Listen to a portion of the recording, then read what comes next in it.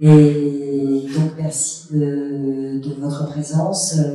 La conversation est en fait autour de, c'est un peu bizarre, autour de l'atelier de l'artiste, ces pratiques de la Renaissance, donc des temps anciens à la modernité jusqu'aux pratiques contemporaines.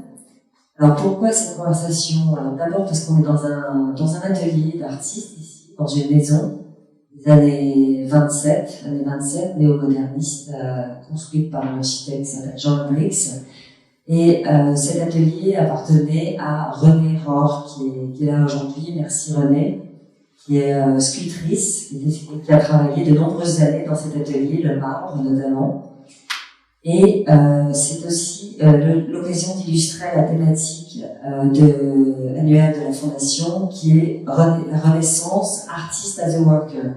Donc l'artiste entreprenant, travailleur, qui va faire les choses de ses mains, un travailleur c'est pas le bon mot, mais qui va ne pas être dans la délégation que nous imposerait justement ces algorithmes et cette dématérialisation, mais plutôt faire travailler les artisans, être dans l'acte d'écrire, de peindre, de dessiner, être dans un espace isolé, privé, et dans lequel il reçoit ses collectionneurs, ses directeurs de musées, pour des échanges, pour des dialogues.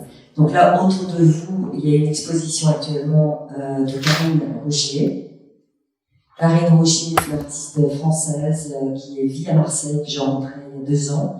Et elle m'a beaucoup plu parce que son travail est vraiment, comme dit Bernard Marcadet à côté de moi, que je vais présenter dans quelques instants, un travail un peu hors du temps, pas du tout à la mode, parce que c'est sûrement les sujets qui sont des sujets miniaturistes, liés à la miniature indienne. Et je lui ai proposé en fait de venir ici et de s'installer dans cette maison et de montrer la progression de son travail, ses sources d'inspiration, tout ce cabinet de curiosité qui l'a inspiré pour produire ses œuvres. C'est ce que vous voyez derrière vous. Et dans les vitrines, si vous avez l'occasion de le regarder tout à l'heure, donc il y a des gravures anciennes, et toutes sortes d'objets machinés pour faire ces sujets. Donc voilà, donc aujourd'hui j'ai invité autour de moi, pour parler de ces sujets passionnants qui est quelle est la fonction de l'atelier, quel rapport entretient l'artiste avec cet espace, à la fois lieu de travail, lieu privé et espace de production, jusqu'à l'atelier PME, comment aujourd'hui les artistes vont déléguer, notamment avec les nouvelles technologies, mais pas que. Et pour parler de ces sujets, j'ai invité donc Emmanuel Bourgerolles, Agnès Torner et Bernard Marcadet autour de moi. Donc, bonjour à vous trois, qui vont témoigner de leur expérience et de leur savoir sur ces pratiques à différents moments, à différents temps et moments de l'histoire de l'art. Alors, je vais présenter nos invités. Emmanuel Bourgerolles, bonjour, merci d'être là. Donc Emmanuelle est conservatrice générale du patrimoine. Elle est chargée de la collection des dessins des Beaux-Arts de Paris, qui compte 25 000 dessins de maîtres et constitue, je pense, je dis pas bêtise, le 2e fonds le plus important de France après le musée du Louvre. Elle est également directrice d'études à l'École pratique des hautes études, vice-présidente de l'Association des conservateurs de la graphie des musées de France. Elle a assuré le commissariat d'une 40aine d'expositions qui se sont tenues aux Beaux-Arts de Paris, au musée du Louvre, au musée d'Orsay, à la Fondation Custodia. Plusieurs de ces expositions ont été montrées au Metropolitan Museum, au Fogg Art Museum à Cambridge, aux États-Unis, au Fitzwilliam Museum à Cambridge, en Grande-Bretagne, ou encore au Croker Art Museum à Sacramento. Son champ d'études porte sur le dessin, aussi bien ancien que contemporain, et sa dernière exposition rendait hommage à Léonard de Vinci et ses contemporains, où elle a pu montrer une 30aine de dessins de maîtres de la Renaissance italienne qui témoignaient des pratiques d'atelier de la fin du XVe siècle et du début du XVIe siècle, et qui s'est terminée fin avril et qui a accueilli 20 000 visiteurs, ce qui est vraiment remarquable. Agnès Torner, qui est une artiste plasticienne, qui est franco-suisse et qui vit et travaille à Paris. Bonjour Agnès. Diplômée des Arts Déco en 85 et dans toute l'œuvre plastique traite de la physicalité du langage Une première exposition au Palais de Tokyo en 2003. En 2009, une forte intervention dans l'exposition de Elle, Centre Pompidou, avec ses portraits grandeur nature, très remarqués, ses séries de badges géants, affichant le nom d'artistes connus, principalement masculins, et qu'elle a féminisé. En 2017, vous êtes invité à la Biennale de sculpture de Cambridge avec Frida Barlow et Mona Hatoum. Votre travail a été montré dans de nombreux musées, Beaux-Arts de Nantes, Angers, Colmar, SMAC de Gand, Seattle Art Museum, CCBB Rio, à la Constab de Bratislava, entre autres. Et vous avez également écrit, vous écrivez sur la peinture et sur votre rapport à l'atelier notamment. Vous êtes, je pense, une grande amoureuse spécialiste de Manet, pour avoir écrit Manet, la peinture comme réciprocité, et vous tenez votre journal, et donc vous allez nous parler dans un instant de votre rapport à l'atelier. Bernard Marcadet, bonjour. Bonjour. Critique d'art, c'est un peu compliqué que le micro, là, j'ai pas bon. C'est un peu bizarre. Critique d'art, commissaire d'exposition indépendant, là c'est mieux peut-être, non, je sais pas. Vous avez enseigné pendant une quarantaine d'années à Cergy, donc rencontré des artistes émergents qui sont devenus des artistes très, très connus, dont Otoniel, dont on parlait tout à l'heure, mais aussi des cinéastes, vous allez nous raconter. Curaté des expositions marquantes qui nous ont énormément plu, comme Féminin, Masculin, le sexe de l'art en 95, mais cette exposition assez étonnante au BHV, avec Mathieu Mercier, qui s'appelait Courant d'art au rayon de la cacaillerie paresseuse. C'était en 2010, on s'en souvient encore. Fabrice Hibert, au Crac de Sète, et des artistes que vous suivez, avec qui vous entretenez des relations profonde. Vous écrivez, vous avez écrit donc notamment cette bio incroyable et la plus importante, je pense, qui existe à ce jour sur Marcel Duchamp. Marcel Duchamp vit à Crédit Flammarion en 2007. Vous êtes aussi un spécialiste de Marcel Rothars et de Magritte. Donc Magritte, je pense que ce que vous avez écrit sur Magritte, vous dites au bas mot que le poids du livre fait près de 5 kilos, donc attention. Et donc ça c'était en 2016, donc assez récemment. Et vous allez nous parler donc du sujet de l'atelier dans l'histoire de l'art, donc de la fabrique d'Andy Warhol, mais en commençant, je pense, par Gustave Courbet et son atelier, cette peinture point de départ. Alors je vais commencer par Emmanuel Bougerolles et vous poser tout simplement la question, Emmanuel. Qu'est-ce que c'était l'ambiance d'un atelier à la Renaissance quand on y rentrait comme Raphaël à l'âge de 12 ans? Qu'est-ce qu'on y faisait précisément? Quelles étaient les œuvres commandées? Et donc voilà, si vous pouvez nous raconter en images, je pense, ce que c'était que cet atelier, cette fabrique de création à cette époque. Donc je vais vous évoquer ce lieu, qui est l'atelier d'un maître. Mais il y a d'autres lieux de formation. Il y a aussi... Ça marche? Je ne peux plus. Faut embrasser le micro. Ça marche. Donc l'atelier, c'est à la fois... Je pense que là, vous m'entendez mieux? La voix. Là, ça va mieux. Donc, je vais plutôt vous évoquer l'atelier d'un maître, à l'époque de la Renaissance, qui est à la fois un lieu de formation et un lieu de création. Donc, c'est ces deux aspects que nous allons découvrir à travers quelques exemples, notamment à travers le dessin, puisque le dessin est avant tout le moment où, à la fois, on s'approprie le style d'un maître et aussi le moment où on va créer une œuvre d'art. Mais sachez que ces ateliers de maîtres n'étaient pas les seuls endroits où on pouvait se former. Il y avait aussi des académies. À la fin du XVe, l'académie del Disegno est créée à Florence. Donc là aussi, il y a des lieux de formation autres que l'atelier. Alors, comment procède-t-on lorsqu'on entre dans un atelier? Comme l'a très bien dit Nathalie, on y entre très jeune. à l'âge de 12-13 ans. Dans ces ateliers, il faut voir que dans l'atelier qui est petit, pas très très grand, pas comme les ateliers d'aujourd'hui, on y fait beaucoup de choses. Quand on a 12 ans, on va commencer par balayer le sol, on y dort aussi, il y a des matelas par terre et on va y dormir.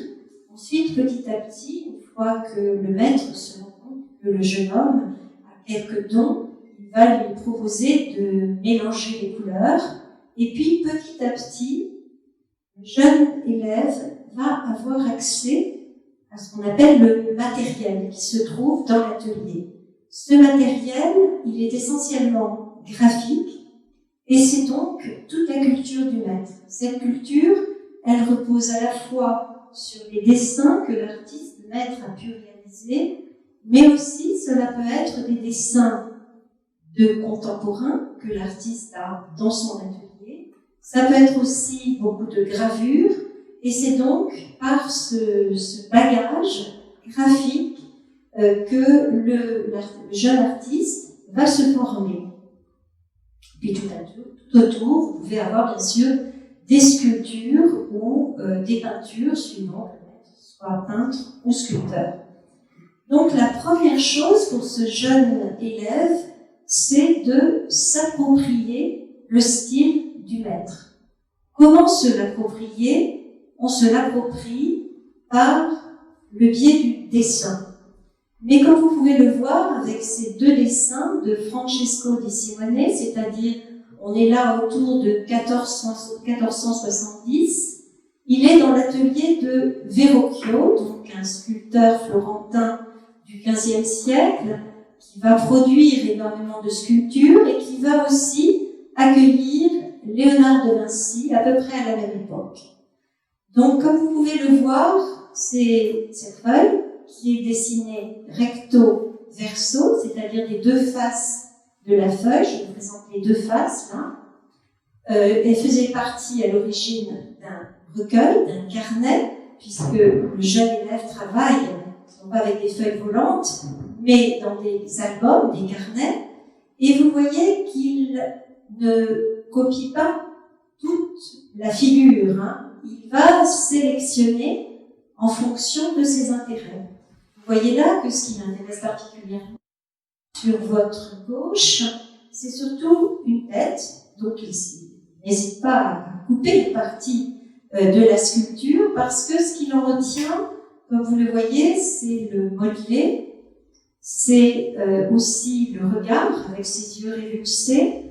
On est là devant, vous voyez, une étude qui est extrêmement fidèle à la fois, mais aussi il interprète, il s'approprie, il apprend le style du maître. À votre droite, vous avez des reprises avec des études de Putti et une étude que vous apercevez tout à fait à votre droite de Saint-Sébastien, hein, qui va recevoir ses flèches. Donc vous voyez aussi une disposition d'études de ces feuilles avec une technique très particulière de cette fin du XVe siècle, très appréciée à l'époque, qui est une technique de pointe de métal sur papier préparé. Une technique particulière à Florence dans cette fin du XVe et qui est utilisée uniquement pour l'étude, pas pour la création, mais vraiment dans le cadre de la formation. Je vous montre là encore d'autres études de ce Francesco di Simone. Vous pouvez voir qu'il s'agit du même carnet qui a ensuite été démembré au XIXe siècle en Grande-Bretagne. On en conserve aujourd'hui quelques feuilles, donc elles sont toutes au même format. Certaines sont à Windsor, d'autres au Louvre, d'autres à Chantilly. Et nous avons la chance d'en posséder deux. Donc, vous voyez, chaque fois, il utilise bien les deux faces de sa feuille. Et vous avez là, de nouveau, vous voyez des morceaux de l'œuvre du sculpteur, de Verrocchio. À la fois, vous retrouvez cette tête, vous avez aussi des éléments architecturaux, vous avez ce chapiteau, vous avez aussi ce personnage qui là, on lui a coupé la tête, vous avez surtout son corps qui est en mouvement, et vous avez là donc cette appropriation et même une statue équestre qui qui était en effet vraiment des motifs qui passionnent les sculpteurs à l'époque, Verrocchio bien sûr, mais aussi Donatello. Donc la statue équestre est un enjeu essentiel dans cette Renaissance florentine. Et vous avez même, vous voyez, des inscriptions qui figurent en haut de la feuille, qui elles n'ont rien à voir avec l'œuvre, qui sont des éléments financiers, des factures. Donc vous voyez comment on utilise, on manipule ces recueils avec des recherches très variées, mais toujours dans l'esprit de s'approprier le style du maître. L'élève, une fois formé, pourra aussi aller dans un autre atelier et à ce moment-là, le style du maître émigre dans un autre atelier et à ce moment-là, les échanges peuvent s'introduire au sein de deux ateliers florentins. Une fois que vous avez réussi à vous approprier le style du maître, vous allez passer à une autre étape de cette formation, c'est-à-dire que vous allez vous mettre à étudier des modèles. Souvent, ce sont les élèves eux-mêmes qui posent dans l'atelier et qui vont poser dans les attitudes que demande le maître, drapés. Vous voyez que là, les figures sont drapées, afin d'étudier à la fois les drapés, les mouvements des drapés, les plis plus ou moins profonds, et les attitudes. Là encore, en aucun cas, vous êtes devant une étude préparatoire, mais vous êtes devant des exercices. Des exercices qui se pratiquent de manière quotidienne dans l'atelier, afin que les artistes puissent bien traiter à la fois le draperie et les attitudes, pour ensuite pouvoir concevoir des scènes mythologiques ou religieuses. Là encore, même technique, c'est-à-dire pointe de métal sur papier préparé. Vous voyez qu'ici, la préparation est légèrement gris-bleu. Et cette préparation, elle est à base de poudre d'os, de colle, de pigments. Tout cela a été mélangé dans un bol. On appliquait donc cette préparation. Le plus souvent, c'est les assistants qui appliquent cette préparation. Et c'est ensuite le maître qui, avec une pointe de métal, creuse légèrement cette préparation afin de dessiner son motif. Pensez bien qu'à ce moment-là, aucun repentir n'est possible.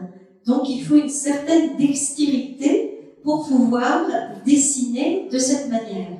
Donc là encore, absolument pas des dessins conçus pour la vente. Nous sommes dans le cadre vraiment de l'étude et là de concevoir des figures et d'apprendre à bien poser les draperies. Là encore, vous êtes devant des dessins recto-verso qui faisaient partie d'un recueil réalisé par Lippi, grand peintre. Donc nous avons quitté le cadre d'un atelier de sculpteur pour celui d'un peintre qui a énormément produit des projets pour des vierges à l'enfant ou des scènes mythologiques. Une fois que vous vous êtes approprié ces études donc de figures drapées, vous avez droit à l'étude d'après le modèle nu.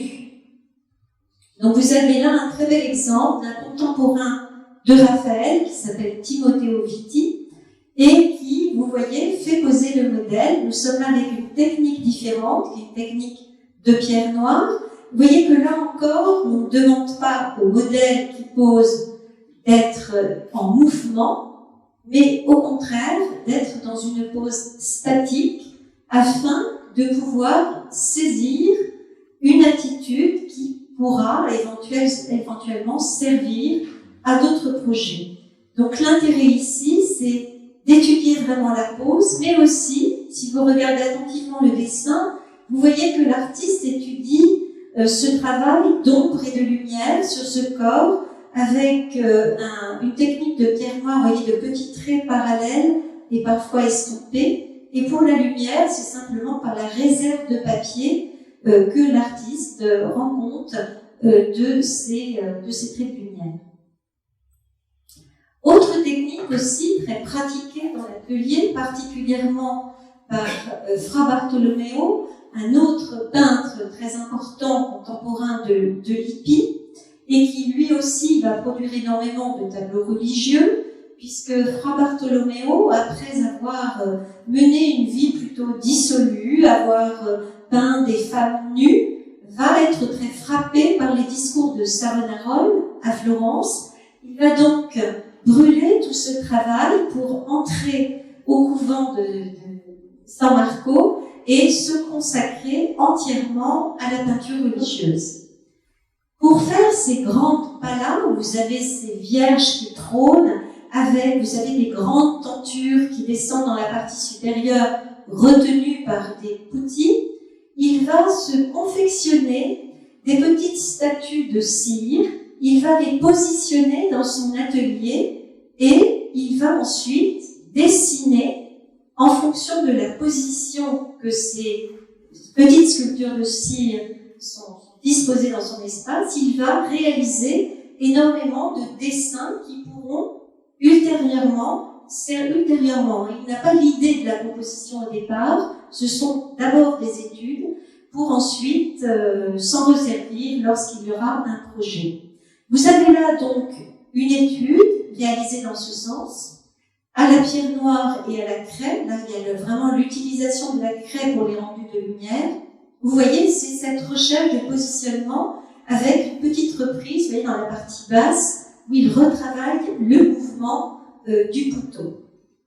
Alors, comme vous le voyez, ce dessin est réalisé à la pierre noire, rehaussé de craie, et il est entouré, vous voyez, d'un encadrement, vous le voyez bien, qui est réalisé pour sa part à la plume encre brune et au lavis brun. Parce que ce dessin a été très vite très apprécié par les collectionneurs, puisque les collectionneurs existent dès le XVIe siècle. Les collectionneurs de dessins, et le plus célèbre est Georges Vasari, célèbre pour ses vités, et également pour avoir rassemblé ce qu'il appelait son Libro dei Disegni, où il a collectionné des dessins italiens contemporains, cherchant à mettre en valeur avant tout l'école florentine. Donc, Fra Bartolomeo étant un artiste florentin, vous voyez qu'il entoure ce dessin d'un encadrement extrêmement sophistiqué avec un nom, qui est celui de Fra Bartolomeo, d'où l'idée aussi de bien indiquer le nom de l'artiste qu'il a réalisé. Donc là encore, une nouvelle méthode de petites sculptures en cire que l'on se fabriquait pour travailler dans l'atelier, et Léonard est un artiste qui lui aussi s'était façonné des petites sculptures de cire qu'il positionnait dans son atelier.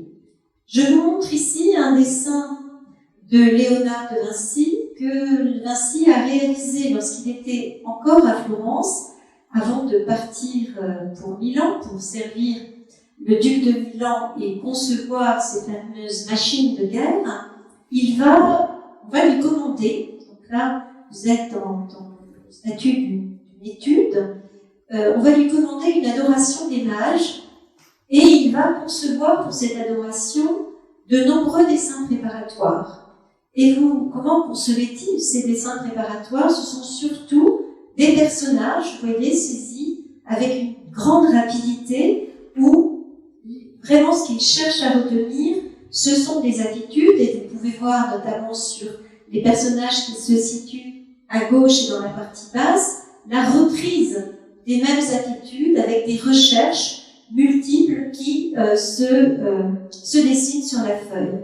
Alors pour tracer ces lignes, Léonard souvent avait recours à une pointe de métal en incisant légèrement sa feuille, et ensuite on peut voir vraiment qu'à la loupe, en regardant attentivement le dessin, et ensuite il reprenait à la plume de manière très rapide. Vous voyez à quel point ces dessins sont dessinés avec rapidité, chaque élément de ces personnages. Tous n'étaient pas réutilisés dans la peinture, la version finale, surtout qu'il ne faut pas oublier que Léonard terminait rarement ses tableaux. Il avait un certain nombre d'assistants qui reprenaient ses projets, Et là encore, pour cette adoration des mages, qu'il a conçue donc autour de 1480, il va finalement abandonner le projet. Il y a donc un carton qui est conservé donc à Londres, une idée du projet, et puis il abandonnera ce projet pour partir à Milan. Mais ces dessins, qui sont au nombre d'une dizaine, rendent compte donc de la conception et du projet de Léonard. Mais Léonard, vous savez qu'aussi, il a beaucoup étudié la draperie. Il avait donc dans son atelier des petites figurines de cire qui l'habillaient de tissu, qui l'humidifiaient légèrement, et il étudiait, le Louvre en conserve un très bel ensemble, il étudiait ses études de draperie, vous voyez avec quelle science, il posait ces draperies avec une multitude de plis plus ou moins profonds qu'il étudiait avec beaucoup de soin. Il n'y a pas là l'idée d'études préparatoires, mais uniquement d'exercices qu'il pratiquait inlassablement avec ses assistants dans son atelier. Je vous présente ici un dessin de Raphaël qui est très tôt dans sa carrière, qui est là, il est encore à Pérouse, et je vous montre une étude réalisée là sur le modèle vivant. Vous avez là une trace de cette étude où il saisit avec beaucoup de fraîcheur les traits de cette jeune fille qui sont réalisés à la pierre noire. Vous voyez comment il joue à la fois de ces traits et de cette réserve de papier pour rendre compte de la délicatesse de ce visage qu'il utilisera ultérieurement pour une Madone. Donc là encore, un autre travail, celui de l'étude d'un modèle qui pose, non pas là pour le corps, mais pour le visage et l'expression du visage. On va passer maintenant plus particulièrement à la création, c'est-à-dire qu'une fois formé, une fois que vous avez pratiqué tous ces exercices, c'est-à-dire s'approprier le style du maître, étudier la draperie, étudier le corps et l'anatomie à travers l'étude du modèle vivant, vous pouvez vous mettre à concevoir des projets. Je vous montre ici un dessin très important qui est une étude préparatoire pour un retable que vous connaissez peut-être puisqu'il se trouve à Bruges et qui est toujours en place dans l'église Saint-Jacques. Et le dessin est passionnant parce que vous voyez que c'est la mise en place du triptyque dans sa totalité. Vous avez cette Vierge qui est au centre et qui est en train de pleurer. Autour d'elle, vous avez les médaillons qui sont vides parce que les médaillons vont être remplis ensuite des différentes scènes de la Passion du Christ. Elles vont faire l'objet d'études particulières. Et de chaque côté, vous avez les donateurs, c'est-à-dire les commanditaires qui ont commandé ce retable et qui sont accompagnés de leurs saints respectifs. Ce dessin, vous voyez qu'il porte dans sa partie basse des inscriptions. Et ces inscriptions sont un rapport très précis avec l'œuvre et sont, si vous voyez qu'à bas de chacune de ces inscriptions, vous avez des signatures, celle du peintre, qui est Peter Purbus, et celle du commanditaire, qui est Jos van Bell. Ce dessin, Purbus l'a soumis à son commanditaire qui lui avait commandé pour sa chapelle dans l'église Saint-Jacques ce retable. Il lui soumet le tableau et Jos van Bell n'est pas d'accord avec l'iconographie de l'œuvre. Et il stipule bien dans la partie basse du dessin, non, je souhaiterais que la Vierge ne pleure pas, mais oui, c'est très rare, mais qu'elle ait, vous voyez, les bras rassemblés autour de ses épaules. Et c'est en effet, il a bien obligé, il doit bien gagner sa vie, et donc vous apercevez que dans l'œuvre finale, la Vierge ne pleure plus. Alors que là, si vous voulez, Peter Purbus avait une iconographie beaucoup plus récente, puisque c'était la Vierge des 7 douleurs. Elle est donc accablée par la douleur d'avoir perdu son fils et d'avoir vu toutes ses souffrances. Et donc, vous avez là, c'est très rare, ce qu'on appelle un dessin contrat, qui vous montre les liens qui pouvaient s'établir entre l'artiste et le commanditaire. L'œuvre date de 1555. Cela vous permet donc d'avoir une idée des liens entre artistes et peintres. Je vais vous montrer d'autres projets aussi qui rendent compte du travail en atelier. Ici, vous êtes en présence de ce qu'on appelle un carton. Un carton, c'est un dessin réalisé sur un support un peu plus épais qu'une seule feuille et qui est un dessin à l'échelle de l'œuvre qui va être réalisée. Et là, c'est un carton qui a été réalisé à Bruxelles, c'est la raison pour laquelle je l'ai choisi, et qui a été réalisé par une équipe. Donc là aussi, c'est l'atelier des lissiers, des tapissiers, qui va rassembler à la fois les dessinateurs, ils sont là italiens, et ceux qui vont réaliser la tapisserie, qui sont flamands. Vous avez aussi parfois des collaborations étroites lorsque vous avez un grand chantier, qui est en effet ici un chantier important, qui est la réalisation d'une tenture commandée par François Ier donc au XVIe siècle sur l'histoire de Scipion et qui va demander la collaboration d'artistes de talent autour de l'atelier de Raphaël et plus particulièrement Jules Romain, qui vont fournir la conception de ces cartons et la réalisation des œuvres va être réalisée par des lissiers flamands extraordinaires de Bruxelles. Donc vous avez là aussi la collaboration à la fois de l'artiste, du peintre, mais aussi de l'artisan qui est le lissier qui va travailler d'après ces cartons à l'échelle. Vous avez déjà toutes les couleurs qui sont imposées. Donc il y avait déjà une division du travail. En fait. Ah ben jamais le peintre va lui-même tisser. C'est vraiment le travail du lissier qui va le faire.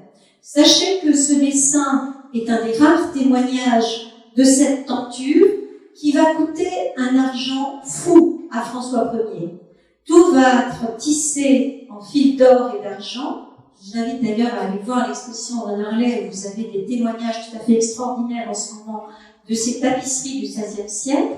Mais évidemment, lorsqu'on a besoin d'argent, quand les caisses sont vides, on détruit les œuvres et cette tenture a été entièrement détruite pour récupérer les fils d'or et d'argent.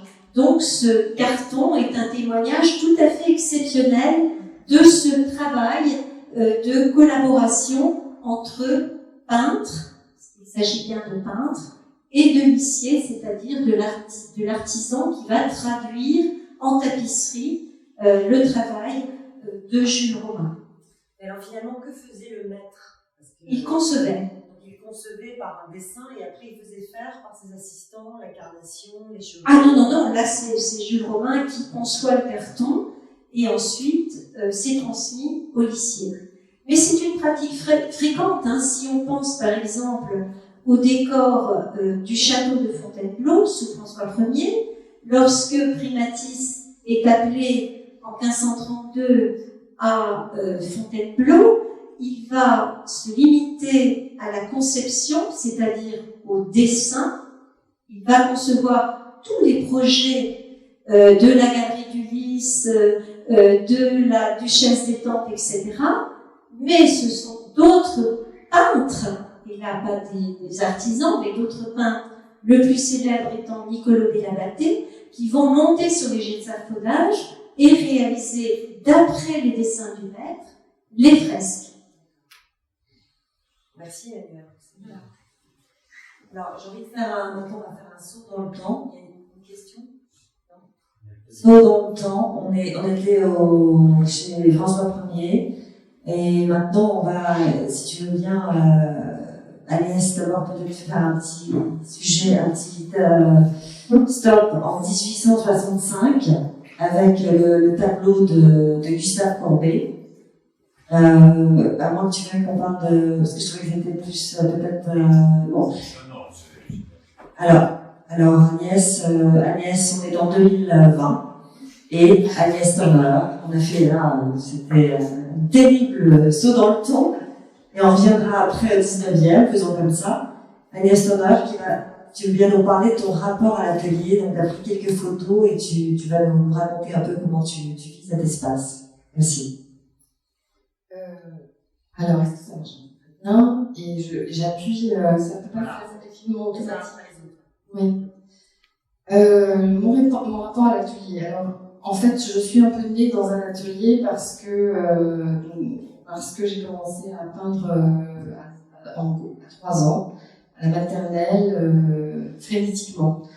Donc, vraiment frénétiquement parce que dans cette école de quartier, j'étais avec mon frère qui était handicapé.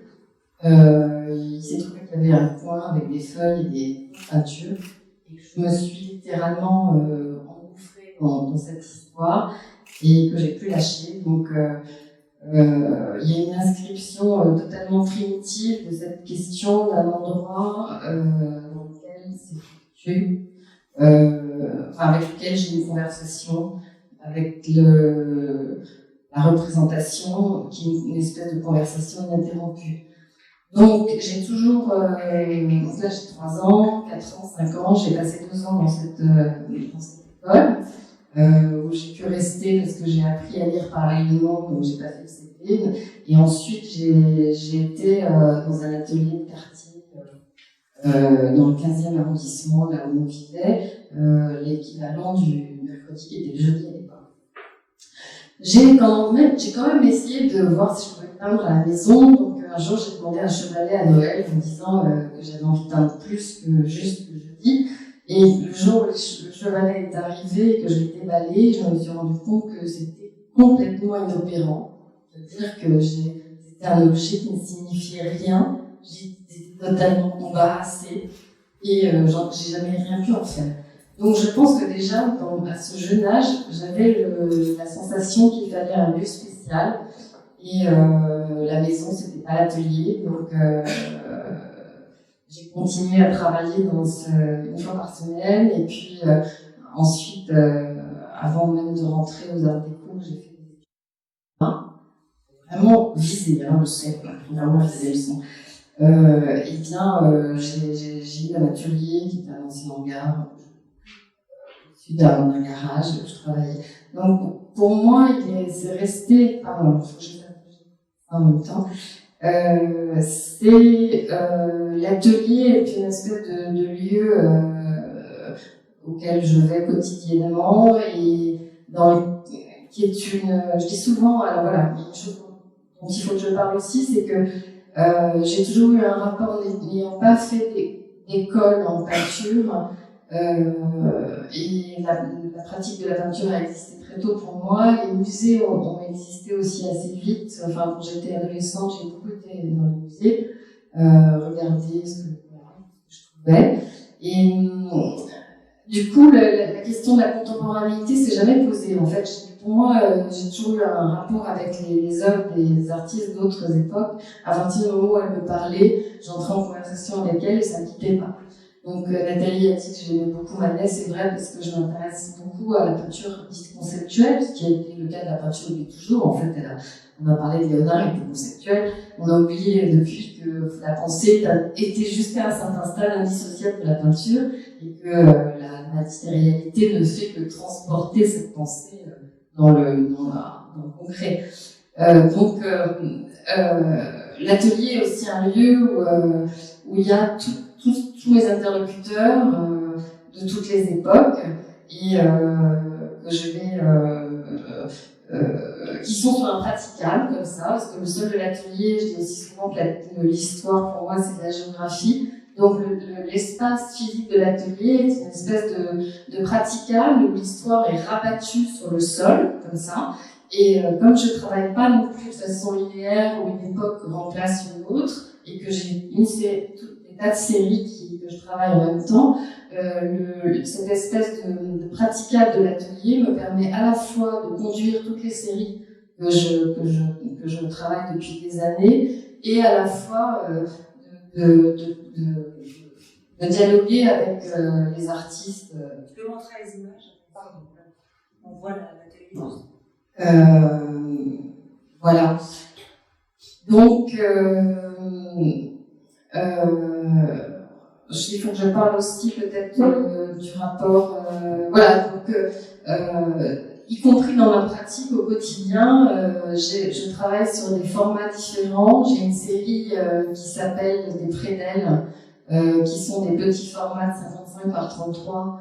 Dont je dis souvent que c'est des ablutions, que c'est des vocalises, c'est-à-dire que c'est des exercices que je fais tous les jours. Quasiment, en tout cas, j'ai besoin de travailler ces formats-là petits qui traitent du langage et de la forme, où le mot est décomposé en syllabes. C'est comme une espèce de prosodie, la peinture. Et donc, tout ce que je peux travailler comme terme, c'est des choses qui me traversent l'esprit, que je note, etc.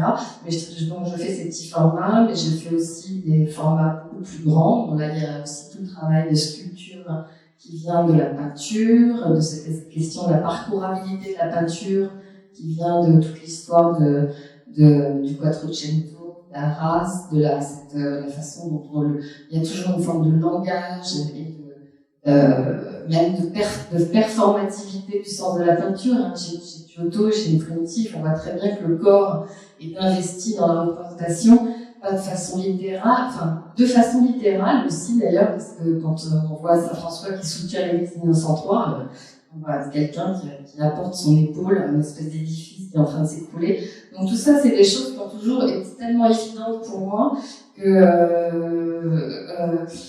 non seulement ça fait partie de ma pratique, mais en plus, la question du lieu, d'avoir un lieu comme l'atelier, c'est vraiment l'endroit de cette performance de la pensée au travers du geste, de la répétition d'un geste, de sa confrontation avec la matérialité, de sa continuité dans une série, de comment les séries vont se capillariser les unes les autres. J'aime beaucoup l'atelier aussi comme lieu de stockage, parce qu'en fait, il y a aussi ce déplacement des œuvres les unes par rapport aux autres qui vont venir se rencontrer. Tout d'un coup, on se rend compte qu'il se dit des trucs. Ah tiens, il y a cette série qui, en fait, raconte un truc à cette autre série. Et ça, c'est aussi, il y a que l'atelier qui permet ça, en fait, au fil du temps, cette chronologie qui est toujours vivante. C'est un atelier aussi où tu reçois. Je reçois. C'est mondain. Non, c'est pas mondain, mais tu montres ta peinture à des acteurs, des collectionneurs, des institutionnels. Comment ça se passe? En fait, j'ai pas reçu pendant des années. Parce que j'ai commencé à rentrer mon travail extrêmement tard et déjà passablement âgée, parce que je pense que j'ai travaillé vraiment jusqu'à moins quasiment 40 ans en étant à la suite des arts déco. Ma seule idée, c'était d'aller. J'avais un travail qui me permettait de et qui me permettait aussi d'aller à l'atelier tous les jours. Et en fait, effectivement, j'ai commencé pour plutôt des gens qui sont arrivés à l'atelier et qui étaient au départ. J'ai toujours beaucoup écrit. C'est vrai que j'ai beaucoup d'amis poètes, écrivains, philosophes, donc avec qui c'est vrai, ce peuple aussi l'atelier qui venait régulièrement. Et puis, effectivement, après, j'ai commencé à avoir des contacts avec des collectionneurs, des critiques. Et l'atelier est aussi un lieu privilégié pour voir le travail. Il y a des gens qui disent qu'on voit le travail mieux quand on le voit dans un tube blanc. Moi, je trouve qu'on le voit aussi bien dans l'atelier. Ça dépend de la façon dont les artistes travaillent. Il y a des artistes qui ont une forme très répétitive, et à ce moment-là, l'atelier n'apporte rien. Comme pour moi, l'atelier est à la fois un lieu, mais aussi un médium. Il permet de voir la façon dont le travail se construit et de construire des ramifications qui font fi de la temporalité. Et ça, c'est pour moi vraiment intéressant. Donc, tu montres aussi quelque part ta part intime. Là, tu tes entrailles aussi, quelque part. Tu montres tout, tu partages tout, à un moment où les gens viennent te voir, enfin, les professionnels. Ouais, je pense tu que... te livres, en fait. Voilà. Oui, je me livre. Je me livre là aussi. Oui, c'est un lieu très intime, l'atelier, c'est sûr. Là, on voit c'est rangé, vous voyez, il y a des sculptures en bas, des sculptures en haut.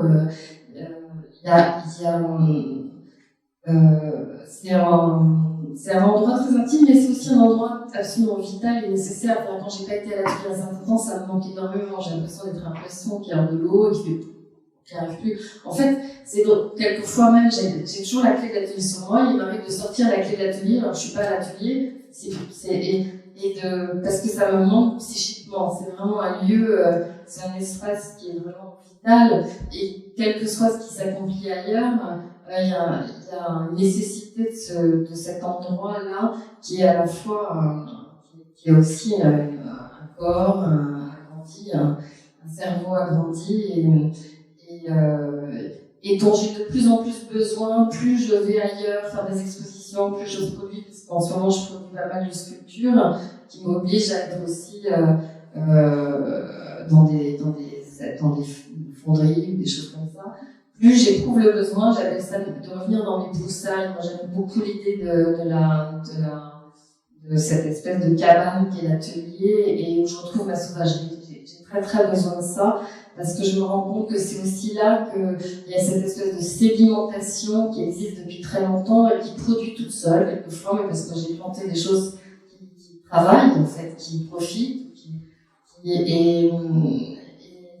en venant, je lisais le journal de Philippe Buston, qui est un peintre que j'aime énormément, et il parle beaucoup dans des termes qu'on peut penser un peu naïfs, mais moi, auxquels je crois fondamentalement, d'une sorte de, lui dit candeur, mais c'est pas de la candeur, enfin, c'est pas tout à fait de la candeur. Je me demandais comment le traducteur aurait pu travailler autrement. Il y a cette espèce de fraîcheur, hein, mais au sens très sophistiqué du terme. Par exemple, je me souviens, quand on regarde les autoportraits de Rembrandt, on voit, il y en a un formidable, vous devez connaître, Emmanuel. En fait, il a fait tout son visage, et puis on voit très bien comment faire les cheveux. Il y a une grosse tartine de peinture, et qu'il a pris un peigne et qu'il a passé le peigne dans la peinture. Voilà.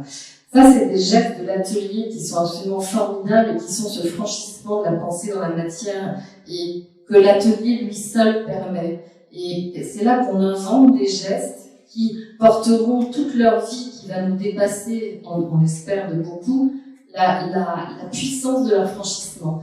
Et je crois que dans cette matérialité basique de la peinture et du travail de la matière, il y a toujours cette capacité à porter les idées, les inventions, voilà. Et qu'un atelier, c'est aussi un laboratoire, un lieu de recherche où ces choses se produisent. Alors là, ça me fait une super transition, puisque Bernard Marcadet, qui adore les inventions et les explorations, va nous parler de l'atelier comme œuvre. Et voilà, donc un voyage dans les ateliers des artistes, de Gustave Courbet jusqu'à Warhol, en passant par Robert Filiou, Marcel Routars. À toi, Bernard. Merci. Alors, est-ce que ça marche? Ouais. Voilà, ben on est parti pour, c'est un peu comme la fête foraine. Il faut, voilà, on est parti pour un petit voyage. Ah oui, c'est à moi de faire ça. Ouais. Je vais faire beaucoup de choses. Des problèmes de date, mais bon, je vais en sortir. On est toujours avec Agnès. Il faut dire que, voilà, moi je vais essayer c'est comme ça, c'est dans ce sens-là, peut-être. Oui, c'est comme ça. Agnès, en fait, tu n'es pas. Voilà, le grand écart. Oui, alors en fait, je me suis amusé à naviguer un petit peu dans l'histoire de l'art, dans l'histoire des images aussi, parce qu'au fond, l'histoire de l'art, c'est aussi l'histoire des images, c'est-à-dire ce qui reste au fond, hein, c'est pas. Et donc, le grand écart. Donc, on commence avec des choses locales, d'une certaine manière. Adrien van Vostade de 1663, qui est un peintre de genre, donc il a beaucoup peint donc, des scènes de la vie quotidienne. Là, c'est la scène de la vie quotidienne du peintre. Et donc, on voit que c'est assez encombré, cette vie. Hein. C'est assez, Et ce qui est intéressant, c'est de voir comment, 2 ans plus tard, non, alors voilà, l'encombrement m'a donné l'idée que le plus grand encombrement d'atelier qui soit, c'est celui de Francis Bacon. Je pense que c'est indépassable, d'une certaine manière. On ne peut pas, même Eugène Leroy, qui est un voisin, Eugène Leroy, je ne sais pas si vous connaissez, c'est un peintre maintenant assez mythique. Là, ça ne marche pas. Voilà. C'est compliqué. Même l'atelier d'Eugène Leroy était moins bordélique que celui de Francis Bacon.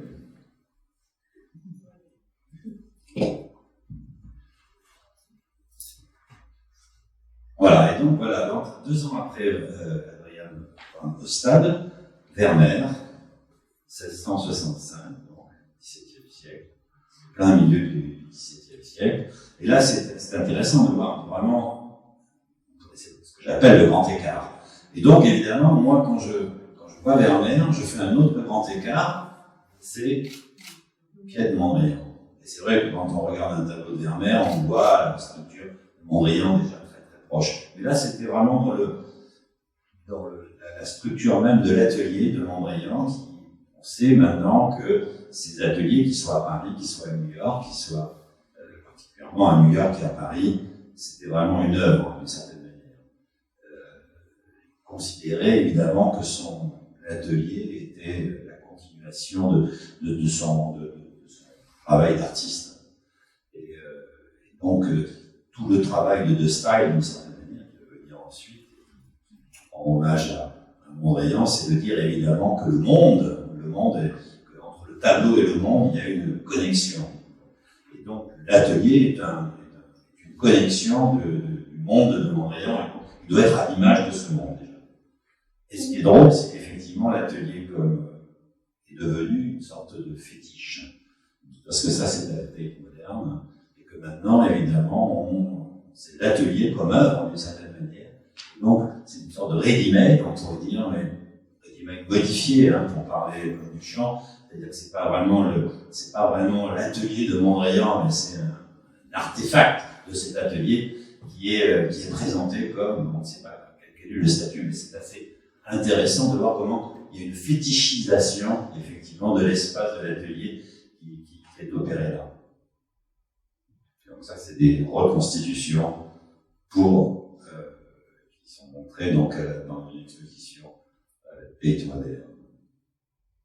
Donc j'ai voulu aussi rendre hommage à quand même sans doute au tableau le plus célèbre de l'histoire de la peinture, en tout cas, puisqu'on met en abîme d'une certaine manière la question du peintre, de l'atelier, du lieu et la question du pouvoir. Mais donc c'est vrai que on dit que l'atelier de Velázquez était à la fois son atelier, mais était au cœur même du dispositif de la monarchie espagnole.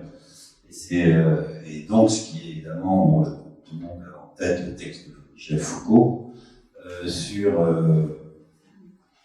le miroir, le fameux miroir, qui évidemment nous montre que ce que Velázquez peint, ce que ces personnages, y compris le chien, regardent, c'est effectivement le roi et la reine qui sont donc en miroir dans cette chose qui peut ressembler à un tableau, mais qui est en réalité un miroir. Donc vous voyez un reflet, c'est-à-dire la monarchie, le roi et la reine, les commanditaires. Les commanditaires ne sont que des reflets, ce qui est quand même assez on pourrait dire, subversif. Mais il y a subversif de penser la question de la représentation. La représentation, c'est-à-dire que ce qui organise la représentation, c'est-à-dire le pouvoir royal, et là, devient un reflet. Et ce qui est mis en avant, c'est le dispositif même de l'atelier qui, lui, est fêté. Et ça, c'est typique chez Velázquez, c'est-à-dire que Velázquez, il parle du présent. Et ce que nous voyons, c'est effectivement quelque chose qui est en train de se déployer dans un espace au présent. Voilà notre rapport au pouvoir. Ça, c'est un tableau de David, c'est-à-dire c'est dans l'atelier donc de Abel, peintre grec. dont on ne sait rien, mais dont on connaît toutes les histoires grâce à Pline l'Ancien. Et donc Alexandre qui demande à Apelle que Campaspe, Apelle fasse le portrait de sa maîtresse. Bon, l'histoire est magnifique parce que l'histoire est vraiment superbe parce que finalement Apelle tombe amoureux de Campaspe, du modèle de la maîtresse d'Alexandre. Et ce qui est magnifique, c'est qu'effectivement, il y a une sorte de transaction magnifique qui s'opère, c'est-à-dire que Apelle reste avec Campaspe et Alexandre avec le tableau. Une sorte de transaction. Matisse disait, je peins pas une femme, je peins un tableau. C'est un vieux truc. Mais ce qui est intéressant, c'est que là, effectivement, c'est la femme ou le tableau. Et c'est pas, c'est-à-dire que, voilà. Et ça, je trouve ça, sur le mode transactionnel, quelque chose de assez beau. Et puis, voilà. Alors ça, c'est une mise en abîme de cette fameuse scène, donc d'atelier, donc d'Alexandre chez Apelle, qui est mis en abîme par Willem van Hacht, encore un Belge flamand magnifique. Donc c'est un tableau de 1630. Et qui est où ce tableau? Alors là, je crois qu'il est Maurice Reusch. Je ne sais pas comment on prononce. Maurice, la maison de Maurice. C'est à la haine. À la haine. Mais et donc c'est un tableau magnifique où encore une fois la question du présent et du passé, parce que c'est vraiment mythologie, même pas mythologique, c'est historique, mytho-historique d'Alexandre, Apelle et Campaspe, et qui est là mis en et déjà, il y a beaucoup d'historiens d'art qui vont regarder, il y a énormément de tableaux et de références, on voit Quentin Médicis en bas, les fameux orfèvres. C'est des trucs à la mode, c'est sûr. Oui, et ce qui est beau, c'est que c'est à la fin, ça c'est typique de, ça Velasquez avait déjà faisait ça, mais ça c'est un petit peu avant, je dirais. Et c'est cette idée de, qu'est-ce qu'on fait avec le présent? Et le présent, c'est dans une maison, dans une collection, quoi. Ensuite, là, travail et division du travail, ça on en a un petit peu déjà parlé, Emmanuel. Alors là, ça c'est un tableau de David Rickert, je crois. Alors, là, j'ai essayé de mettre quelques Belges. Je suis un peu de tendance belge. C'est très important, je trouve, pour moi, la Belgique, surtout la relation de la Belgique à la peinture est magnifique toujours. Et il y a toujours voilà, quelque chose qui m'enchante. Et là encore, un tableau de genre qui est là où on voit évidemment la division du travail, c'est-à-dire qu'il y a quelqu'un qui broie les couleurs, il y a quelqu'un qui apprend dans le coin, et puis il y a quelqu'un qui pose, et puis il y a quelqu'un qui peint. Voilà. Et ça, c'est disons le minimum syndical d'un atelier, mais c'est assez charmant. Et bon, alors voilà, alors ça c'est Rodin. Et Rodin, lui aussi, alors c'est vraiment quelqu'un qui avait un atelier avec 50 personnes, et où la division du travail était très importante. Et donc voilà le dernier avatar, on pourrait dire, de celui qui est dans cette vieille tradition de l'atelier avec 50 personnes. C'est fou, ça va aller très vite. L'atelier entreprise. Voilà, l'atelier entreprise, mais qui est un grand classique, hein, un des régimes de l'art, c'est l'entreprise. Hein. C'est pas nouveau, en tout cas, ça. Voilà. L'entreprise. Ah oui, alors là, quand même, ça marchait. Alors, ça veut dire que ça marchait, attends. Non. Ça marche pas? Bon, d'accord. Donc, on passe à l'espace mondain. Mondain, je l'entends pas du tout au sens, je l'entends pas du tout au sens négatif, hein. Pour moi, c'est le monde. C'est un espace où il y a du monde. Et évidemment, pour moi, l'exemple de l'espace où il y a du monde, c'est l'atelier de Courbet. C'est peuplé. Donc ça, c'est un tableau de 1855. Là, on fait un petit saut important. Mais vous voyez, donc, le peintre peint, le modèle est là, mais il y a aussi... il y a les poètes. Il y a les poètes, il y a Baudelaire, il y a même le peuple d'Ornans qui est là. Donc c'est un endroit où on vit. Il y a le chat, il y a énormément de. C'est un endroit où on vit, et c'est un endroit où on se rencontre. Voilà, c'est l'endroit où il y a du monde. Et j'ai trouvé ça, de mettre ça en relation avec quelque chose qui est vraiment, donc un siècle plus tard, la factory d'Andy Warhol. C'est exactement la même chose. Alors, Emmanuel me disait en aparté tout à l'heure, la seule différence c'est entre la factory et le tableau de Courbet, c'est que le tableau de Courbet est une fiction, alors que la factory c'est une vraie photo. C'est-à-dire qu'effectivement, on n'est pas sûr que Courbet, c'était comme ça que ça se passait dans son atelier. En tout cas, c'est sa représentation, la représentation qu'il voulait donner de l'atelier. En tout cas, c'est bien sûr ce tableau. Alors que là, effectivement, on est dans un laboratoire qui est à la... Voilà, donc quelques exemples de comment la factory, c'est à la fois une usine, c'est à la fois un lieu de production, c'est un lieu de rencontre, c'est un lieu où on fait du cinéma, c'est un lieu où on fait de la musique, c'est un lieu de vie, c'est un lieu qui, voilà, donc là, il y a un élargissement, on pourrait dire par rapport à la division du travail de Rodin-Kunz, on pourrait dire l'axe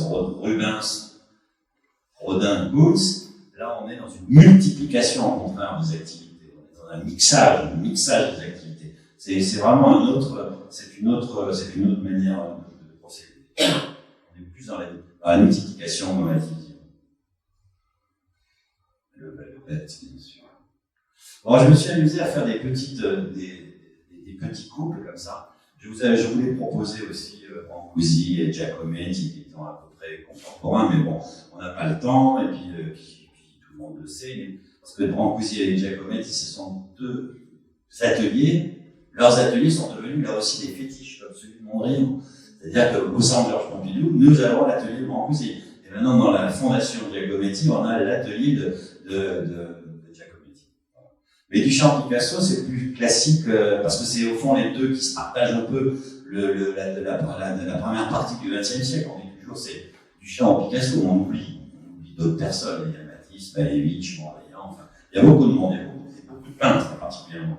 On oublie, mais on aime bien faire cette opposition du champ Picasso.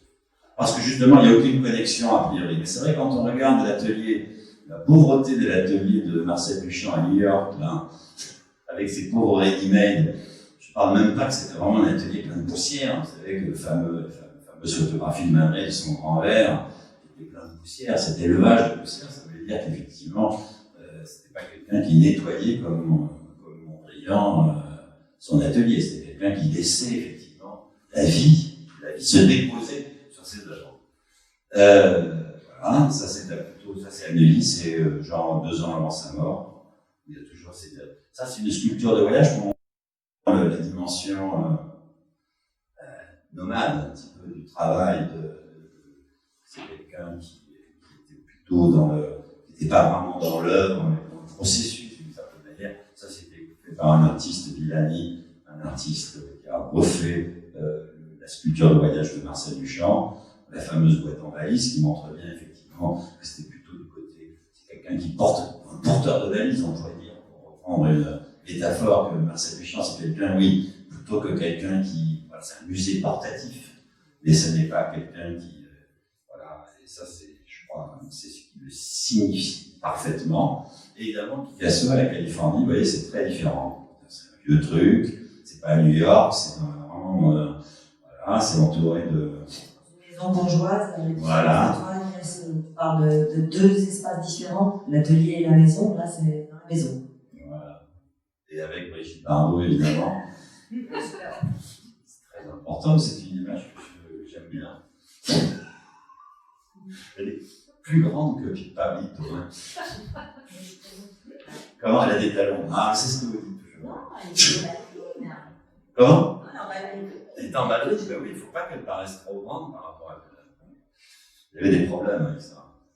Alors, de la salle à manger au lit au bureau, je me suis amusé à voir comment il y avait une sorte de choses qui se glissaient, de glissement comme ça, dans l'histoire des ateliers. Et effectivement, voilà. Alors, Magritte, qui est sans doute un des artistes favoris, Magritte, lui, peignait, comme vous le savez, dans sa salle à manger. Il n'y a pas d'atelier. Et il y tenait. Bon, c'est une manière pour lui de lutter contre une forme de romantisme qu'il supportait de mal, le gars hirsute avec plein de peintures qui sortaient échevelées, etc. Je pense que c'était vraiment l'idée qu'il détestait parce que lui c'était un peintre d'idées, et donc volontairement, il peignait, on pourrait dire comme un fonctionnaire ou comme comme un notaire, ou comme il payait le plus banalement possible. Et c'est ça sa dimension subversive. Moi, je défends vraiment ce que lui-même appelle le conformisme tactique. C'est-à-dire qu'il est conformiste. Apparemment, en réalité, c'est pour mettre des bombes en permanence. C'est quelqu'un qui a mis vraiment quelqu'un sur la question de la représentation, qui a mis vraiment qui a mis des bombes donc c'est quelqu'un de... Et donc c'est cette distance entre la position un peu bourgeoise, petite bourgeoise même, et au contraire les bombes qu'il met dans sa peinture. Je trouve ça, là aussi cet écart est très, très, très, très important. Voilà, au travail, évidemment, cette fameuse tentative de l'impossible. On voit que c'est bien une salle à manger, puisqu'elle est... Voilà, ça c'est ce qu'on peut voir ici, dans sa maison. On montre bien, je sais pas, il y a un vilain tableau là au fond, je sais pas ce que c'est de lui, vous pensez? On peut visiter d'ailleurs sa maison. Oui. Et donc il me dit, Matisse, qui voulait que la peinture soit assez confortable, c'était un peu, il parlait de la peinture comme ça, on l'a beaucoup critiqué là-dessus. Évidemment, comme il avait des problèmes d'arthrose à la fin de sa vie, il était dans son lit, il baignait comme ça, et j'aime beaucoup, c'est pour ça qu'on passe à la salle. Vous voyez, ça va être le Cluedo bientôt, il va y avoir le colonel Moutarde qui va sortir. Excellent. Et donc, Matisse, c'est magnifique, là. Le lit, et puis donc, Vigne Delloy, lui, c'est le bureau. Voilà, Vigne Delloy, la grande artiste belge. Je sais pas pourquoi ces photos sont sorties en noir et blanc pour faire un peu comme, ça doit être pour faire ancien, pour faire, et donc, les photos que j'ai trouvées sur le net de Vigne Delloy, donc à Bruges, dans son atelier entre Bruges et Gand, donc, c'est un bureau, quoi. C'est un bureau avec des ordinateurs. C'est en noir et blanc. C'est pas moi qui ai fait le passage en noir et blanc. Promets. Alors, de l'atelier à la boutique au musée, ça c'est un peu une idée de Nathalie. Et donc, ça expliquera pourquoi, mais alors du coup, je l'ai écouté, parce que j'écoute toujours les commanditaires. Comme voilà. Et donc, voilà, le fameux atelier, la fameuse boutique de Villefranche-sur-Mer de Robert Fillieu avec Georges Bech, je crois, c'est 1965. C'est effectivement l'idée que l'atelier, désormais, c'est un lieu à la fois de vente, de boutique, qu'on mélange effectivement là aussi les rapports multiplication, pas division du travail, mais multiplication, je crois. C'est pour ça que c'est très important cette idée de l'atelier qui sert à multifonction. On pourrait dire coworking maintenant. Des échanges commerciaux aussi. Absolument.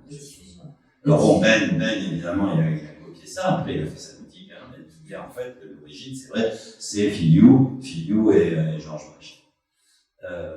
Et donc, Marcel Brotas, grand artiste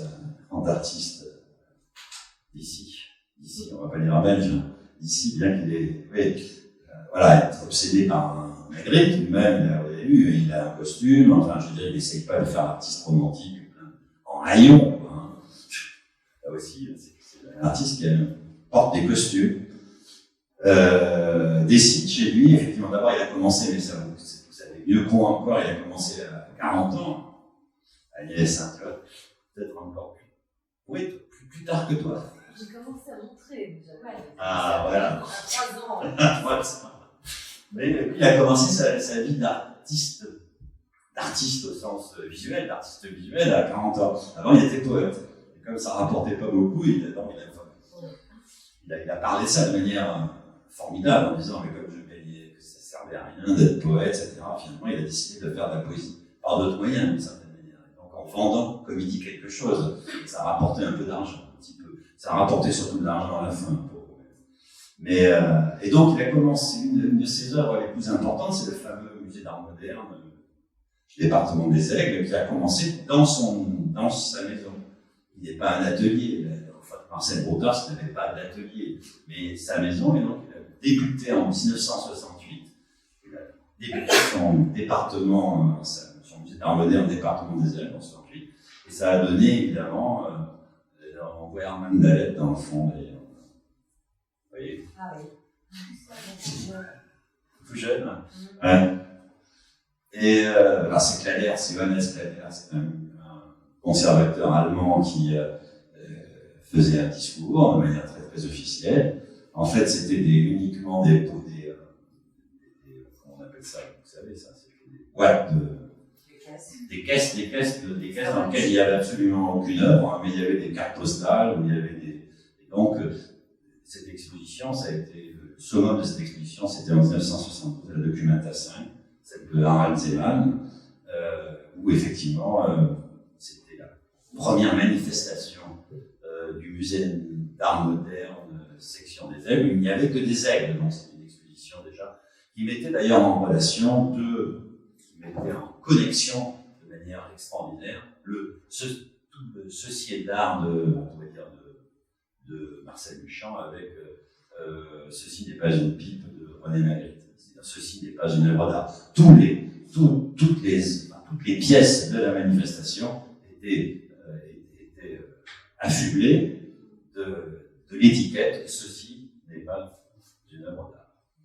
Donc conjonction de la tradition de Magritte et de Marcel Duchamp.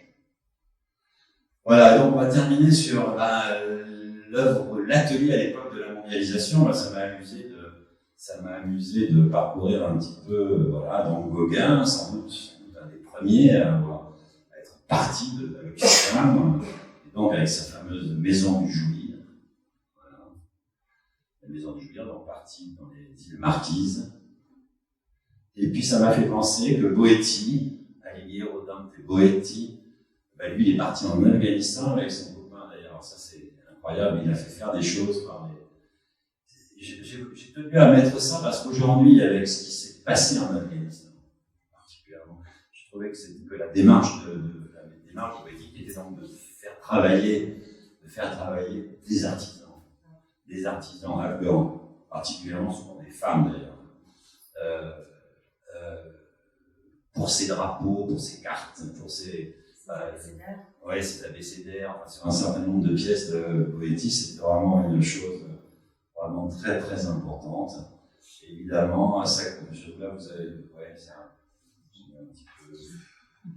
J'avais une photo où il était avec Clemente, parce qu'en fait, Boetti et Clemente, Francesco Clemente, le peintre, étaient très amis. Ils ont fait des voyages en Inde.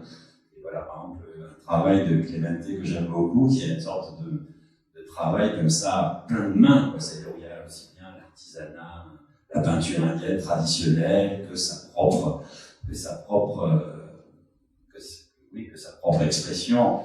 Et c'est véritablement sans doute les artistes qui ont le plus été loin dans cette affaire de qu'est-ce qu'on fait avec l'artisanat, qu'est-ce qu'on fait avec l'autre, le monde, qu'est-ce qu'on fait avec le monde. L'art, c'est pas simplement que le monde occidental, il y a énormément de... Voilà.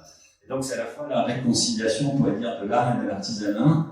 Et ça, l'exemple de Delvoye aussi, qui est allé en Indonésie, et qui a retrouvé que les Indonésiens, que les menuisiers indonésiens, en fait, avaient conservé les méthodes des Pays-Bas, de la manière de faire les meubles aux Pays-Bas du XVIIe siècle. Et donc, lui, évidemment, il a donc ce truc de ciment, là, ce camion plein de ciment est fait comme une sorte de meuble du XVIIe siècle, mais en fait, c'est pas du tout un meuble, quoi. Enfin, c'est une sorte de sculpture monstrueuse, d'une certaine manière, mais qui correspond effectivement, on pourrait dire, à la monstruosité dans laquelle on est aujourd'hui, à l'époque de la mondialisation. Voilà. Merci beaucoup, merci Bernard, merci Noël et Agnès. On n'a pas parlé plein d'autres sujets comme les nouvelles technologies. Mais on joue peut-être. Comment ? Bien sûr. Vous disiez c'était une conversation, donc n'hésite pas. Justement, je peux parler de deux choses. Pas oublier la seconde. Moi, je trouve que l'atelier permet aussi. On a dit qu'il permettait l'expérimentation. On a parlé dans le train en venant de Duchamp, la façon dont Duchamp était un bricoleur en fait. Et pour moi, c'est très important cet aspect, c'est-à-dire qu'on peut évoquer avec le principe d'équivalence de Robert Filliou, le bien fait, mal fait, pas fait, et l'idée que l'atelier permet le ratage, l'expérimentation, moi j'ai un tableau qui s'appelle Monochrome avec repentir, voilà, le fait qu'on peut avoir une idée de faire quelque chose et puis en cours de chemin, la pratique. D'autre part, c'est des notions très importantes. Je crois qu'il y a un très beau texte qui s'appelle Picasso trouve, Giacometti rate et art, je sais plus quoi. Mais ça, c'est vraiment le lieu de l'atelier qui permet ça. Donc ça me paraît une chose importante par rapport à cette expérimentation de la matière et le fait que la création est un voyage. C'est pas seulement un produit fini. C'est-à-dire que si on a comme idée de la gare d'arrivée, on rate un certain nombre de choses que le parcours de l'expérimentation permet. Et il me semble que chez beaucoup d'artistes, ça c'est important. Donc je voulais souligner ça. Et la deuxième chose qui me semble importante, c'est qu'on n'a pas parlé de l'aspect économique de l'atelier. C'est-à-dire que moi, c'est par exemple l'atelier que j'ai, je l'ai depuis longtemps. J'ai pu l'acheter parce que c'était une période où on pouvait acheter à Ivry-sur-Seine des surfaces très bon marché.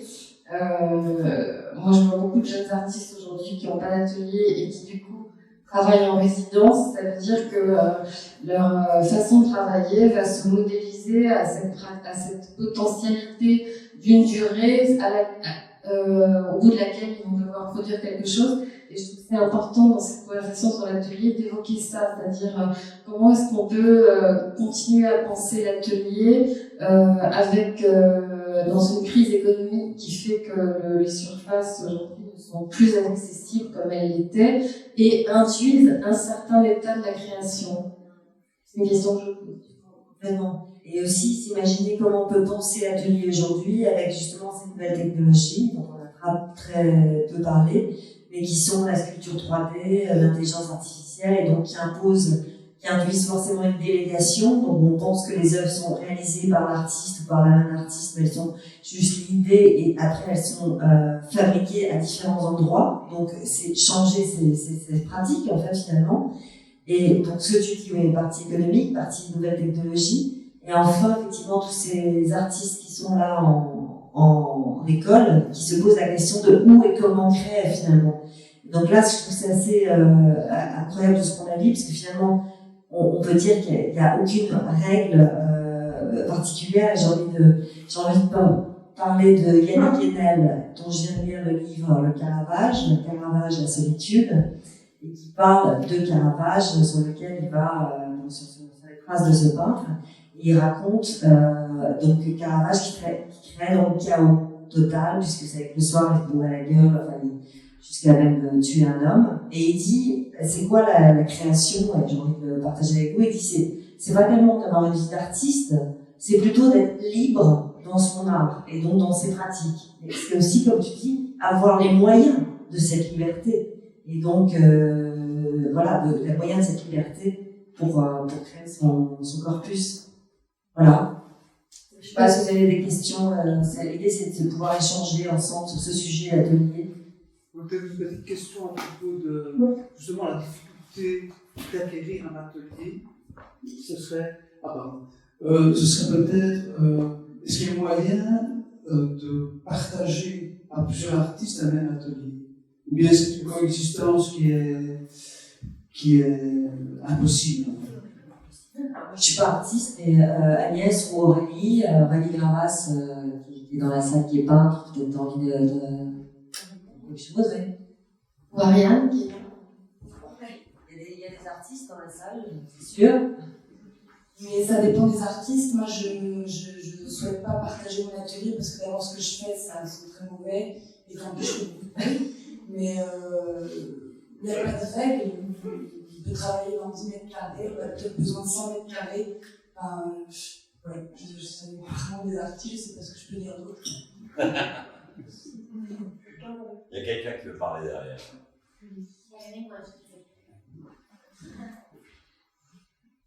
Apologies for English. And I'm an artist, I live in London, but the idea that to share a studio with any other artist, it has different ways of approaching. Mostly, I can't. share it, because there's a mental space also, that creative space. There's a lot of communications, silent that happens. But if it is an intended collaboration, you know, that is a very, very different thing, because it is the creation of that third space where between the two people. And I've worked with filmmakers, or I work with other kind of artists or technologists, etc., with certain things. And it's actually a completely different experience. That as an artist you find yourself become someone else, another artist, that third person. But generally, you know, the personal space is very, very important. Yeah, thank you.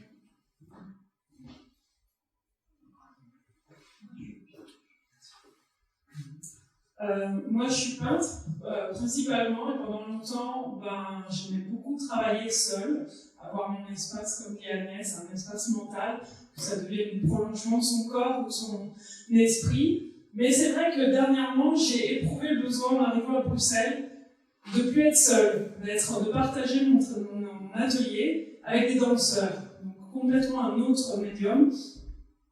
Et en fait, comme tu disais, c'est vrai que ça, comment dire, on devient quelqu'un d'autre. Ça transforme, ça interfère avec notre travail. C'est comme si on crée une troisième personne. Mais c'est un autre mode de travail, mais c'est très intéressant aussi. Je trouve que c'est une autre façon d'aborder son travail, de se déplacer, de sortir, de créer d'autres portes d'entrée à sa réflexion. Voilà. Comme Xavier Veillant à la Biennale de Venise, lui c'était la musique. Il a construit ce studio de musique dans lequel il invitait donc tous ses amis à composer. Et c'était comme ça, comme une fabrique, aussi comme un laboratoire. Donc c'est extrêmement intéressant de pouvoir être dans cette dimension-là d'ouverture. Mais cette dimension-là aussi, moi je fais souvent des projets, là on vient de faire un livre avec Tiffany Samoyo que la Fondation a produit, où on fait de toute façon des collaborations qui nous emmènent sur le terrain d'autres artistes, ou alors des commandes. J'ai fait des décors pour des ballets, donc le fait d'avoir une chambre à soi n'est pas exclusif de Est-ce qu'il y a d'autres questions? Oui, là. Un commentaire et une question. Ah oui, c'est vrai, de toute façon, c'est pour ça que beaucoup d'artistes sont partis à Berlin, parce que c'était beaucoup moins cher que Paris. Alors, un commentaire, parce qu'en fait, aujourd'hui, je vois que les ateliers sont devenus des lieux touristiques, entre guillemets, dans beaucoup de villes. Que ce soit le musée Wirtz, ici à Bruxelles, ou le musée Meunier, ici derrière, pas loin, ou Magritte, comme on a montré. Et donc, ce sont des endroits forts qui sont d'un prospect très puissants, et c'est devenu des spots comme ça dans les villes, de toute une série de villes, que ce soit le musée Gustave Moreau à Paris, soit Canova de la Croix. Et alors, l'autre, une petite question, ça c'est pour le spécialiste Duchamp, j'ai eu 2 fois, il y a la bicyclette, on voit 2 fois dans les ateliers. Alors, Duchamp dit, c'est fascinant, c'est quand ça tourne, c'est aussi fascinant que des flammes dans un âtre. Mais dans tous les musées que j'ai vus, ils sont statiques. Alors, je trouve ça tout à fait. Quelqu'un a l'intention de le faire tourner, là on le voit. Oui, normalement, oui. Tout à fait. Je ne sais pas comment ça marche. Oui, non, mais bien sûr. Mais ça, c'est le problème des musées, ça. Normalement, effectivement, ce que Duchamp disait de sa roue de bicyclette, ce qu'il aimait, c'est de la faire tourner. Quand il arrivait, dès qu'il arrivait chez lui, c'était de la faire tourner, que ça ressemblait à un feu de cheminée. C'était pour lui, ça se substituait à un feu de cheminée. Non, c'est dramatique. Oui, d'ailleurs, il a fait une pièce qui s'appelle Prière de toucher, mais que naturellement, personne qui est interdit. Mais ça, c'est les paradoxes atroces. C'est comme les Anne Reinhardt, vous savez, Anne Reinhardt, ou même Mondrian, ils sont encadrés, parce que ils sont encadrés, alors que Mondrian a passé quand même sa vie à abandonner le cadre. Et Anne Reinhardt peint de la même manière, il y a des vitres pour protéger ses peintures noires, alors que justement, il a passé son temps justement à abandonner ce type de... Donc en fait, ça c'est le rapport de ce qui est devenu un objet d'art.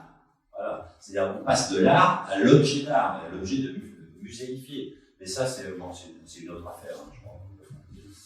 En fait, j'aurais dire aussi, j'aurais partagé le fait que je m'intéresse à l'art depuis 10 ans en collectionnant, en produisant et actuellement aussi la fondation, mais surtout pour sourcer des artistes, je reste assez romantique dans le sens où j'aime vraiment beaucoup cet espace intime de l'atelier, cette physicalité d'un lieu de rencontrer donc l'artiste sur son lieu de travail plutôt que dans 280 foires, 50 000 biennales, vernissages et autres que évidemment par ailleurs je fais mais de moins en moins parce qu'il y a beaucoup de choses.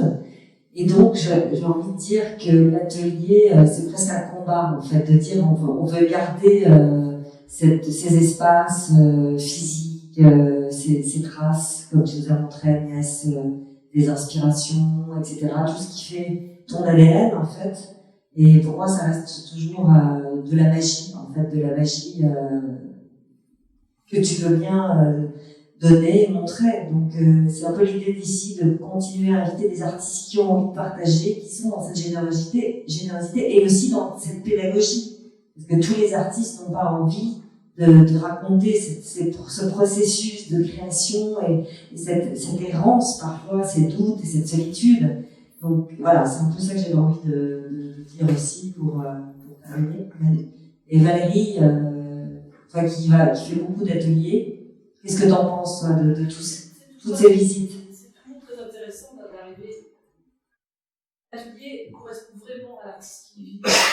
C'est toujours hallucinant à Agnès. D'ailleurs, on avait fait l'atelier d'Agnès dans la galerie, à la galerie à Bruxelles. Donc, je trouve que c'est toujours le reflet de l'artiste.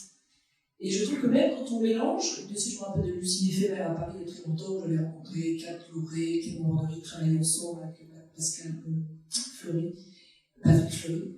Même quand ils sont nombreux, c'est quand même le reflet d'artiste. Et ça, en soi, je comprends très bien que c'est humiliant, c'est une maison, c'est sa maison, c'est très privilégié. Moi, je ne sais pas en tant que galeriste s'il faut tout ouvrir, s'il faut tout montrer. Moi, je trouve que j'aimais bien, quand j'ai commencé dans l'art il y a quelques années déjà, on ne montrait pas toujours les ateliers, on ne voyait pas tout. Aujourd'hui, Instagram montre tout, on voit toutes les photos. À un moment, surtout chez les jeunes artistes, moi, ça me saoule. J'ai pas envie de tout voir. J'ai envie que cette démarche d'aller voir l'atelier, ce soit un cadeau qu'on me fait et pas tout le monde peut y aller. Là, je sais pas comment dire, ce que tu disais, la télé très bien sur les foires, on a trop, j'en ai là trop. J'aime bien qu'on associe à ces secrets et que ça soit donné, mais un petit peu ou plus tard, mais pas montrer toute la procédure et tout y compris raconter tout ce qu'on fait, comment on fait, peut-être que c'est pas toujours intéressant, c'est le résultat qui compte aussi. C'est l'objet qu'on a devant soi, la peinture qu'on aime, qu'on n'aime pas. Ça, c'est très personnel, c'est moi, en tant que galeriste, je suis pas artiste. Voilà. Oui, en même temps, il y a les journaux d'atelier qui sont des choses passionnantes. Enfin, moi, je sais que ça m'a beaucoup apporté de lire les journaux d'atelier d'autres artistes, que ce soit Eva Hesse,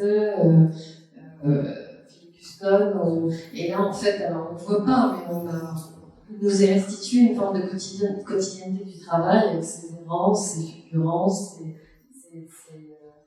C'est intéressant aussi.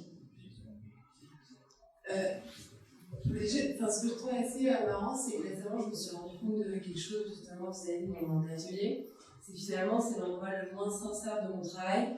Parce que quand je travaille, c'est assez organique. Donc finalement, me déplacer à un endroit pendant un horaire donné, c'est pas tous les jours. Du coup, finalement, le gros de mon travail le plus sincère, c'est chez moi. Et chez moi, j'ai pas envie que les gens viennent. Très souvent, vu que déjà je suis bordélique, et ensuite c'est assez intime. Et du coup, mon atelier, finalement, c'est une sorte de mise en scène de ce que je veux bien montrer aux gens de mon travail. Et du coup, l'atelier devient juste... C'est l'affaire Courbet. Et en plus, moi, c'est ça, parce que moi, je vais surtout pour socialiser avec des autres artistes qui y sont et pour discuter de ce que je suis en train de mettre en place. Mais le gros de mon travail, je le fais pas là parce que j'aime pas être bordélique devant des gens déjà. Et je trouve que ce que je fais de plus intéressant, c'est quand je peux être bordélique et en pyjama et chez moi et sincère, quoi. C'est un peu là. En même temps, ce qu'on a oublié de dire, je voulais juste sur l'atelier de Couplet, c'est que ça s'appelle Allégorie de l'atelier avec 7 années de travail. Donc le côté hyper filmique avec ce panorama sur l'atelier. En plus, on se rend compte que le tableau il est coupé en deux, donc il y a tous les gens en bas, mais au-dessus il y a une espèce de bande équilibrante avec rien. donc c'est la potentialité de ce qui va venir. C'est vraiment une allégorie, quoi. C'est pas la factory, c'est pas un arrêt sur image. On n'a aucune trace de ces ateliers du 16e, du 17e. On n'a pas de photographie n'existait pas. Les grandes peintures que tu as montrées, ce ne sont que des représentations inventées par René Stade et par Courbet. Mais on a des journaux, Poussin, il y a des lettres de Poussin qui nous parlent un petit peu de son travail. On a des traces à travers des dessins que je vous ai montrés. Mais c'est vrai que c'est difficile de savoir, de toute façon, comme disait Nathalie, il y a aussi une très grande diversité. Si on prend l'atelier de Poussin, qui travaillait en solitaire, ou si on prend l'exemple de son contemporain, comme Charles Lebrun, qui était une usine, qui était au Gobelin, où il y avait des artistes, des assistants, qui avaient chacun leur spécialité, il y a une très très grande diversité aussi. Donc c'est difficile de dire, voilà comment on travaillait au XVIIe siècle, la diversité colossale. On sait par quelques grands collectionneurs aussi qui venaient dans les ateliers. Pour Poussin, on connaît les collectionneurs puisque Poussin est admiré dès son vivant, et à travers quelques collectionneurs comme Champlou, comme Cassiano Pozzo, on peut avoir une idée de ce qui était admiré et ce qu'on venait voir.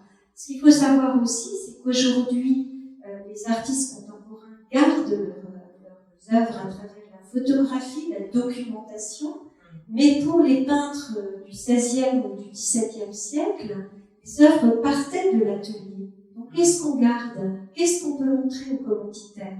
Les dessins, mais l'œuvre elle est déjà partie.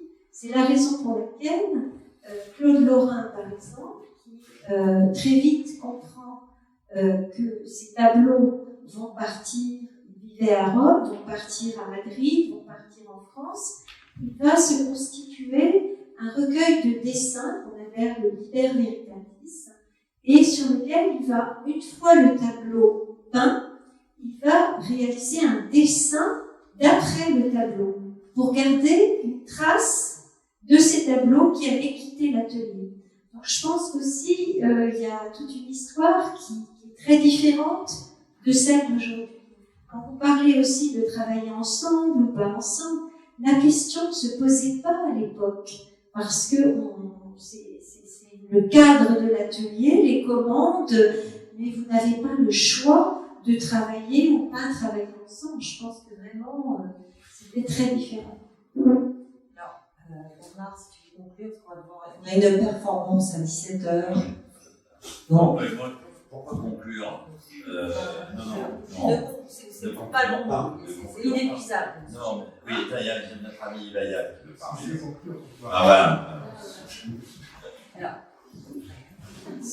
Je viens pour toi d'abord pour te remercier d'être l'homme qui sait rendre joyeux depuis, ça fait des décennies, que tu sais rendre joyeux tout discours sur l'art, et encore aujourd'hui, tu es vraiment hors de l'ordinaire. Et pour conclure, Nathalie, c'est formidable cette conversation, et elle finalement, elle nous interroge sur la relation entre l'homme et le lieu, bien au-delà de l'atelier. Je pensais en vous écoutant à la maison d'André Malraux, qui est à quelques mètres de chez moi. Là aussi, on voit la maison d'André Malraux, on comprend pourquoi André Malraux, ou l'atelier, le bureau d'André Breton à Centre Georges Pompidou, qui est encore plus parlant que ce qu'ont fait nos amis aux Pays-Bas. Donc tout ça, et plus que ça m'a dit, je voulais vous remercier. En conclusion, c'était ça. Et j'arrête pas de penser aux gens qui ont beaucoup d'argent et qui demandent à un décorateur intérieur de faire chez eux. C'est vrai que je n'ai toujours pas compris. C'est possible de vivre là où c'est fait par quelqu'un d'autre que soi-même. Merci. Ok, donc je remercie mes invités de leur confiance et enthousiasme à ce projet de conversation sur l'atelier. On continue ce cycle de conversation passionnant. Et je vous invite là à rencontrer la voix, la poésie, la sensibilité d'un énergumène, un zozo, comme on dit, Boris Bergman, qui va faire une performance, une lecture autour de Sophie Podolsky, une cartographie poético-littéraire, Et ça a commencé avec un peu de retard, parce qu'on a plus du retard, et c'était bien. Merci à vous trois. Merci.